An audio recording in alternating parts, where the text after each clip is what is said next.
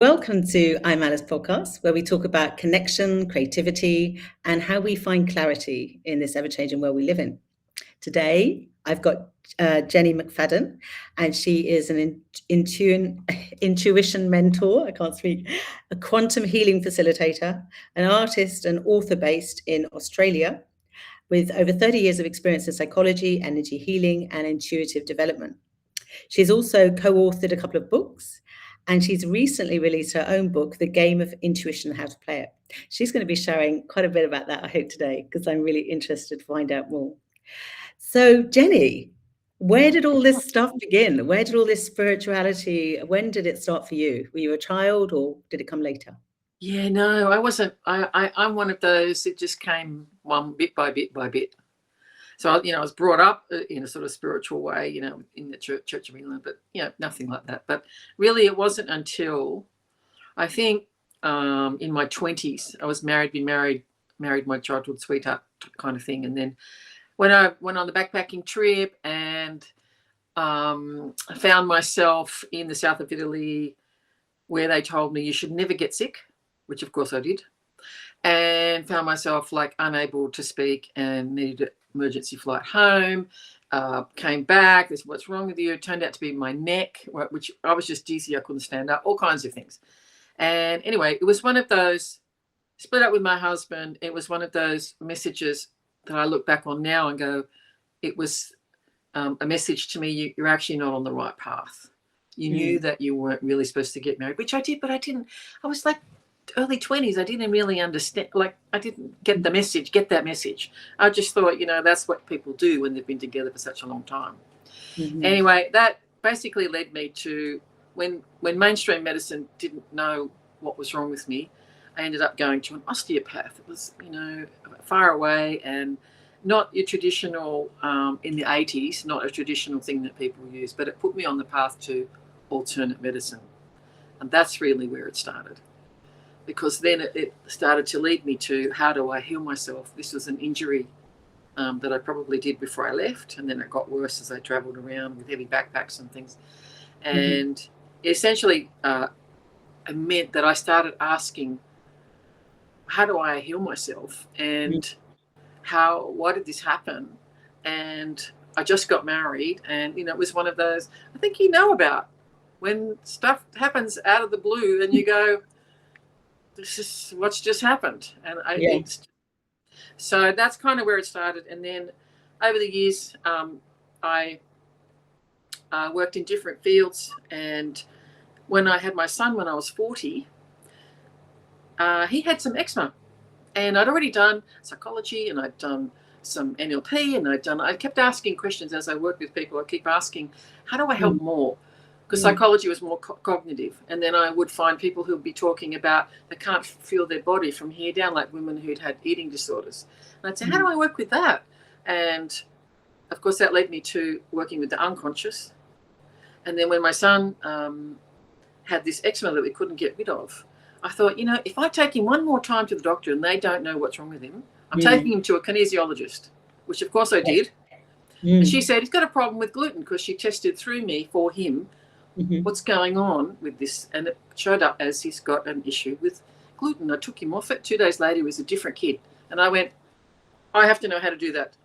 So I went to learn. So that was my introduction to energy medicine, which for me was really like, I'm a bit skeptical about this stuff. Right. And that was 25 years ago. So that's what led me to energy medicine, which led me to more things, and EFT and quantum healing and, blah, blah. You know how you get a basket full of modalities? That's kind of where I ended up. And then I had a dream. I didn't have an experience. I had a dream.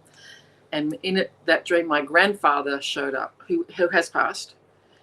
And then as soon as I saw him, he brought my mum in, who is alive. He's still alive. He brought my mum in, and my mum stood in front of me and put out her hands and said, I have blood cancer. And I went, it's one of those dreams where you wake up. I still get the chills now. I wake up and go, was that real? Was that? And I felt really, and I didn't know what to do with the information because I had heard, like by this time I had already understood and knew about energy medicine. One of my best friends was the dean of an energy, like a natural therapies college here in Australia. And we talked about medical intuition. And I was like, really? What is that? Now, it was an interesting conversation we had, because that's kind of where this led me. So it led me to two people to whom I am now best friends with. One was a GP, because I said, well, how do I find any medical intuitives in Sydney?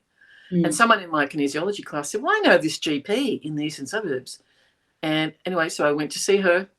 And then, as fate would have it, the following week or 2 weeks later, there was a Qigong master from Perth visiting Sydney, who was a medical intuitive, because Qigong masters all have their own special gift. She was a medical intuitive. At the same, and she had sort of started before Carolyn Mace, if anybody knows her. She had started before Carolyn Mace and was working in, had begun it before her. Like she was already very experienced. Anyway, so I started working with both of them. So that led me down that track, which actually led me to working with intuition. And what happened was, after I'd been working as a practitioner, people would come to see me and I would read their body before they came to see me, so that I'd understand what's going on in their system, what's the messages, and I would often see what's the emotion that's in the organ and what's the memory that's there, or the thing that is stuck and that kind of thing. And until my guidance said to me, you have to stop doing that. You have to stop doing that. You have to teach people how to do it themselves. Stop doing that. I went, really? It's like, yeah, okay. And the message I got was, not only that, you have to not have any clinic whatsoever, and you need to now go and work in an office with no tools except your own intuition. No charts, no books, no massage table, no crystals, no nothing, which was really challenging. So that's how I ended up. I did that, and it proved to me that we know what we know. I know what I know, and you know what you know. And that's been a journey for, and so I've been teaching for a long time people how to use their own intuition. How do you do that in a practical way so that you can get messages whenever you need them? Practical, like a conversation. It's not just, often people talk about intuition that it's like, oh, I had a gut feel. Yes, but it's much more than that. Yeah, and it's trusting that, isn't it? It is, and that's what led me to teaching about this, and how do you learn to trust your intuition in a way that makes it fun? Because pretty much when the head gets in the way is when the trust goes out the window. The head starts going, yeah, but is that really true? And how are you going to prove that? Right. That's when the energy closes down. And so that's why my book is called The Game of Intuition and How to Play It, because what I've done is put learning intuition into games, like simple ways that you can actually talk to your guidance in a fun way. Like when you're a kid and you play a game and you go, this is good, and you're relaxed about it. When that happens, your energy relaxes and expands, and that's when the flow can happen. It gets you out of your head. As soon as you go, okay, that sounds like fun, I'm curious, that's when it works. As soon as you start going, oh, I got this right, am I hearing the right thing? Am I just making this up? The energy closes back in, and you can't hear again. And then you think that you can't do it, but it's not true. Fantastic. I love that.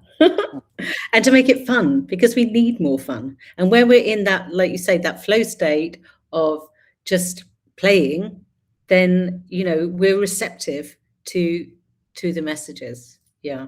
Great. We are. And so that's what I teach is really, I'll call myself practical woo-woo, is because I like it. For me, it's got to be practical. That's my background. I guess that's, for me, it's got to be something that I can actually use and that I know what steps to do. And it's got to be applicable, because guidance, when you ask, guidance will give you everything that you ask for. If you say how many steps and what are they and what am I doing, you'll get it. Yeah, and giving like a formula that people can access that, like you say, a practical way of doing that. Sorry, something's happening. Then that's good for everyone, and that's maybe why you've brought it out, is the fact that you can help everyone. with Yes, this. and I think that's my mission is I want to teach people how to do it themselves, because we are in a place right now where our consciousness is expanding.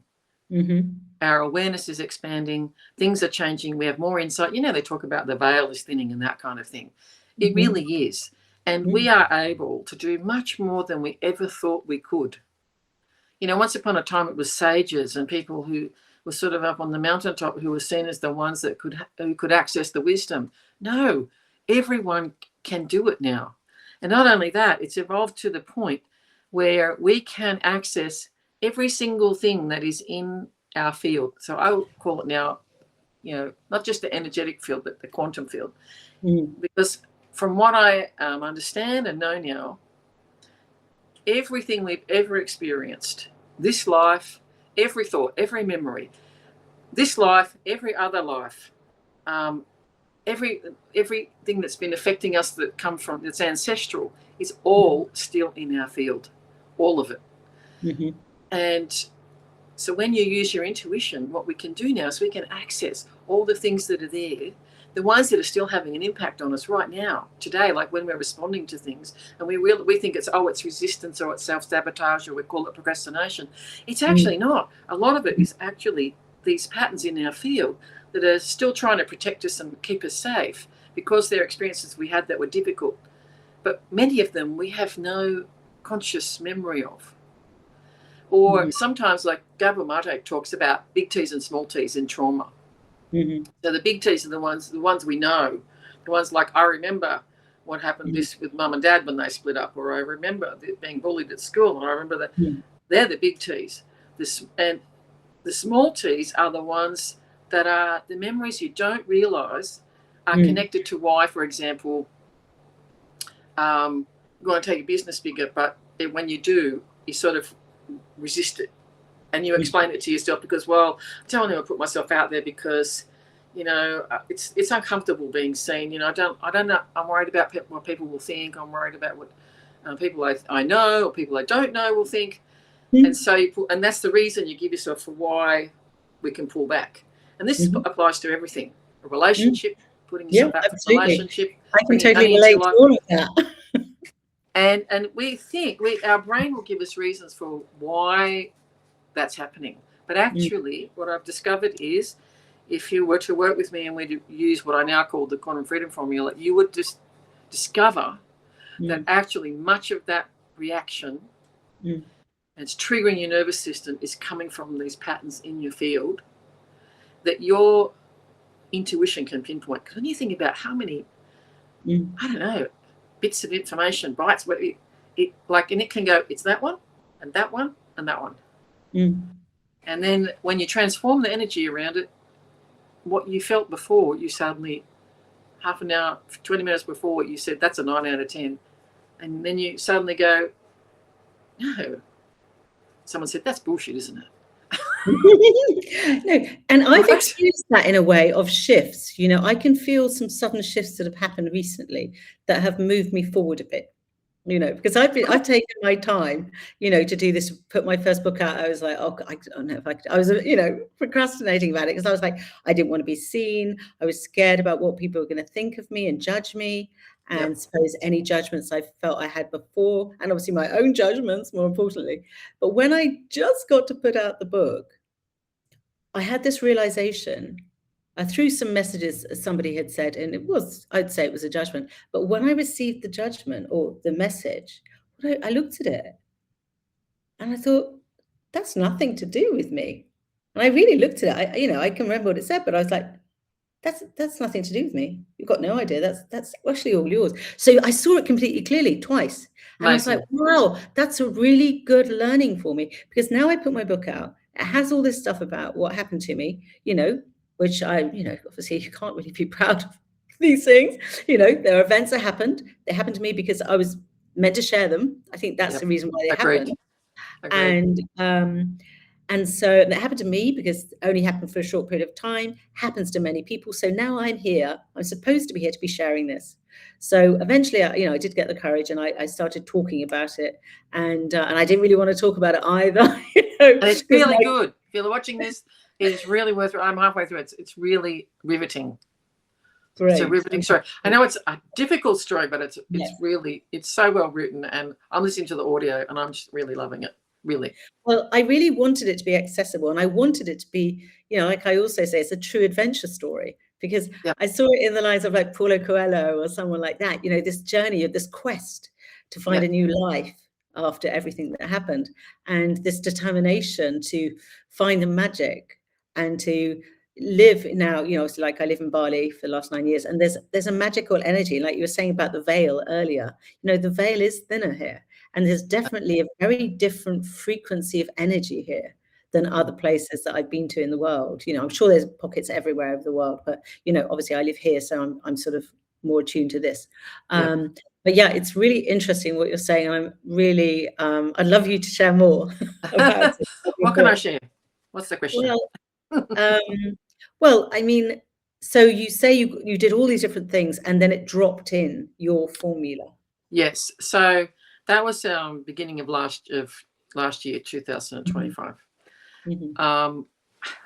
I got a message from guidance that you need to you need to be creating a process. I was like, because typically I don't work with processes so much anymore. I work when someone would show up, I would just do whatever they needed. I would use whatever tool I was guided to use. And that in teaching them how to do it themselves. And so this is still in the vein of people being able to do things themselves, but things got put into a process, and it was a bit like guidance went, look, we know what you've already done, and you know that all of them are really powerful, and they all have pieces in them, and it kind of put them in this really simple formula. It's pieces from psychology, it's pieces from sort of like my energy medicine days. It's pieces from, I would say, spiritual healing. It's pieces like it's got all these pieces, and it's quite simple. And it's so powerful. And I thought when they first gave it to me, I said, I thought it can't be this simple, can it? This seems pretty. But what they say about simplicity, like that the most simple thing is often the most powerful one. And so I spent last year working with people, working with clients and following it up just to see, well, did the thing that transformed, does it change? Does it come back? And I was finding that like people just getting amazing experiences. I was gobsmacked. I still am. Every time someone uses the formula at the end, they go, that thing that they rated 9 out of 10, oh, that's a 0. Or that's an 8. That 8, that's gone. Or it's a 1. Like things that really are really strong that they're feeling beforehand. And when they are able to pinpoint, or their guidance, intuition, their guidance shows them which are the things that are contributing to triggering you, making this feel like this is much more of a charge, helping, it's trying to keep you safe, trying to keep them protected, but at the same time, making someone pull back from something that's actually something they want to be doing or changing or being. Absolutely. And it's helping free. That's why it's called quantum freedom formula, is because it's actually freeing them from these patterns, which some are, as I said, in experiences from this life, but some of them are these really small experiences you have no idea are connected. Did I say that already? There might be, for example, a small experience, one that came up for me was a memory of one time when I was at home and I had my dog there, and this man came to the door looking for my father. Like, if I knew what I know now, he was probably a debt collector, right? All I know was it was threatening. And the dog was like, at the door, and I was like really glad. But I remember that. You know how, like, why do we remember certain experiences? Yes. And yet, when I found that was linked to something that I was working on, and I thought, gosh, I never would have thought that was connected to. We usually more think of the big things. And not only that, what I have discovered as well, what guidance showed me was there's guidance talks about that in the quantum field, there are different frequency levels, a bit like radio stations. You know how a radio station operates on a frequency band? Well, there are different levels of frequency. And when I learned kinesiology and was working in the energy medicine field, we would talk about how in the energy field, first you've got there's the etheric, and then there's the physical, the etheric, then there's emotional, and things like that in your aura, right? And they gave me these frequency levels, and it started out like that. Started out with physical emotion. I said, "Oh, I know this," and they said, "No, you don't." I said, "Okay," and so what it showed me was there are these levels at which where we actually look for where these memories are held, and one of them that was really interesting that I had no idea is called a fractal. And I'd heard of a fractal, and they said it's a fractal. I said, I don't know what that is. And so what I discovered was that there are memories or experiences that have repeated themselves across lives. And you and I were just talking about this earlier. And what they showed me is like one of the levels, and one of the things that we need to be able to transform the energy around is for our intuition to pinpoint the experience that's repeated itself over and over and over and over through multiple lives. So same soul, different bodies, and being repeated. So that's what I mean is the formula has some things in it that I'd not heard of before. And that's the part that I think that makes it quite different. Wow. Yeah. I mean, it makes me think, I mean, when I had my spiritual sort of opening or spiritual emergency, whatever you want to call it, I had like a flashback of all my life and all these little bits of time that things had happened. And, they were all brought to almost like, to shine a light on them, to be remembered. Yes.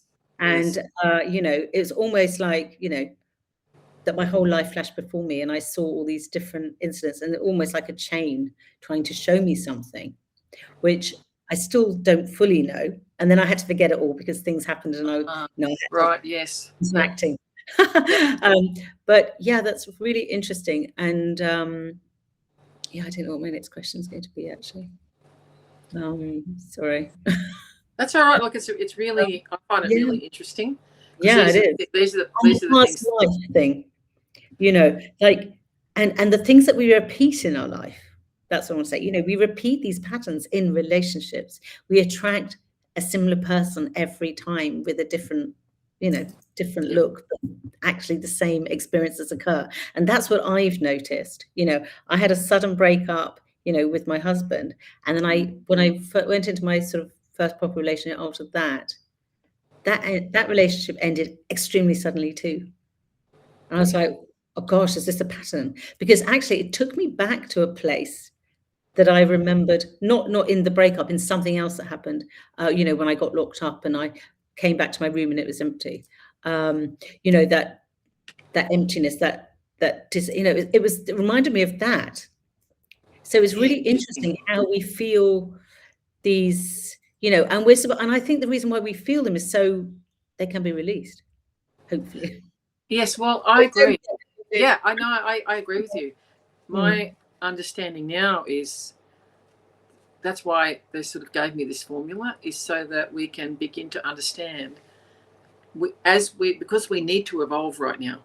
We need to evolve. We need to evolve our energy so that we can hold different space and to shift our energy. And to do that, we have to be able to discard and transform some of the energies of the things that we're carrying, because they're the things that we keep repeating. And we keep repeating them because they're things that try to keep us safe. And so you might go in and find out that the reason why they always end suddenly is because that's when you start, there's a pattern that comes up. That's when you actually are starting to tell you in some way, it's recognizing you don't feel safe here or something. Right. And so that's the best way to don't have, because maybe you've had some other experiences in the past, in some other life when it didn't go well, when it stayed too long. It might not be even yours. It could be someone in your ancestral line.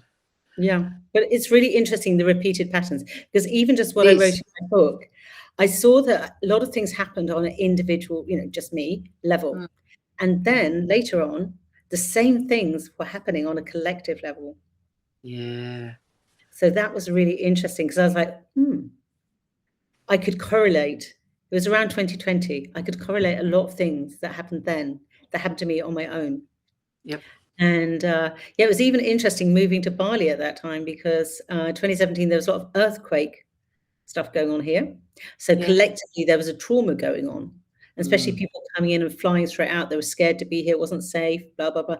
And there's me, I'm like, whoa, that's really interesting. I thought, no, I feel safer. And also it's a collective thing. I'm not on my own being worried about, volcanoes and that kind of thing.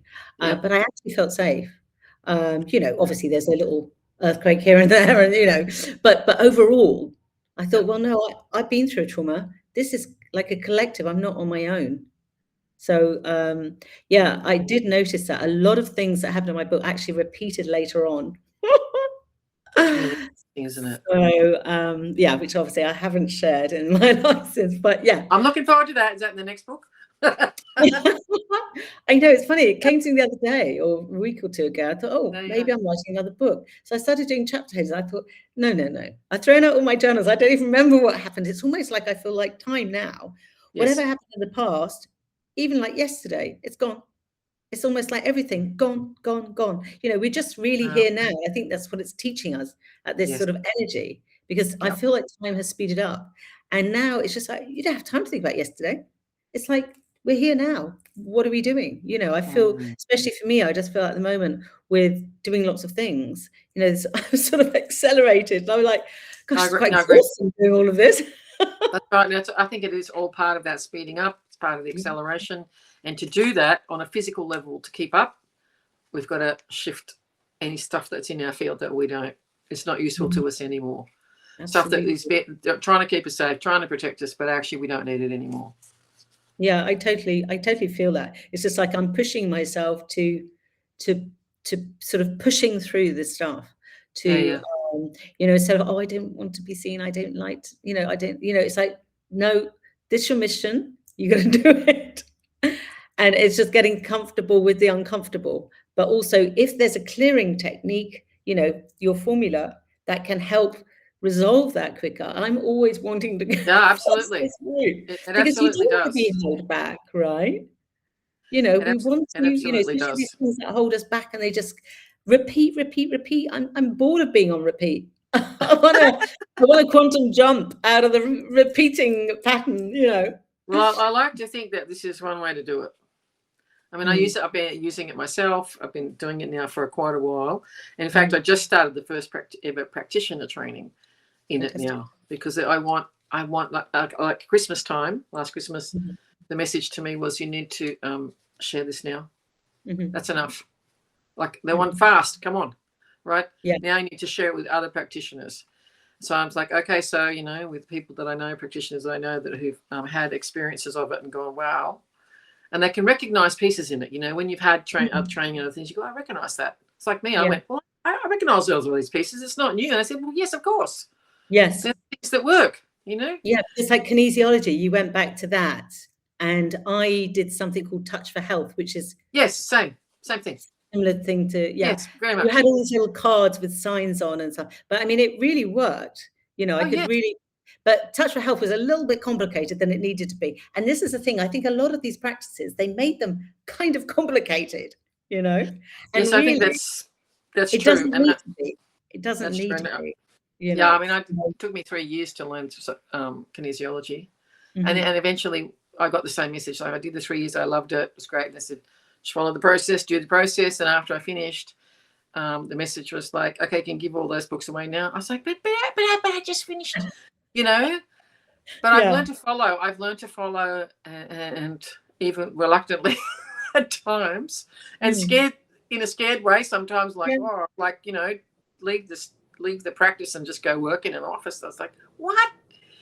But the more that we can trust and the more that we're willing to follow, the quicker the result, the quicker we get where we're going to go. And that's what I think, that's what I want for this formula, is I want sounds great people to be able to use it themselves and with others. Yeah, because when we always have to have these practitioners that do this and that, and we can't do it for ourselves, we're giving up our power. So we need to, you're going to be empowering people to do it themselves. I do. And that's what we need, because we have to take full responsibility as well, and not being rely on, like, I get you. I had neck problems too, and I went to an osteopath a lot, and, all the different things that I learned all over the years forever. But But yeah, no, this sounds great. So are you just doing this in person in Australia? Are you doing it online, No, or how? I do it online all the time. Oh, okay, brilliant. So it doesn't. That's the beauty of it as well. It doesn't have to be in person. I can do it No. with anyone, anywhere, and so I have one-to-one sessions that I do it with people now, and now I Mhm. train practitioners as well, Fabulous. and I have Well, groups as well. I have a couple yeah. of what I call intuition circles, where I still Mhm. do the intuition games, and we do a bit of quantum. We don't use the quantum freedom formula all the time, but Mhm. I'm an artist as well, so I often make creative. Sometimes there's a creative process that's a little bit art therapy-ish, but No. it's actually got a quantum thing in it, or so I just love to do things that are creative and fun, Mm. and I love it when at the end someone goes, "Whoa, that's just completely Yeah. changed." I mean, that's the Yeah. best part. That never gets old. Yeah, exactly. Fantastic. Oh, well, thank you so much for coming today. I really appreciate it. And I'll share all your details for people to get in touch with you and have a session or join your Yeah. facilitators course. Thanks, Elle. Yeah, thanks ever so much. I really have enjoyed it. Thank Me you. too. Thank you. I'll be in touch. Take care. Bye. Bye.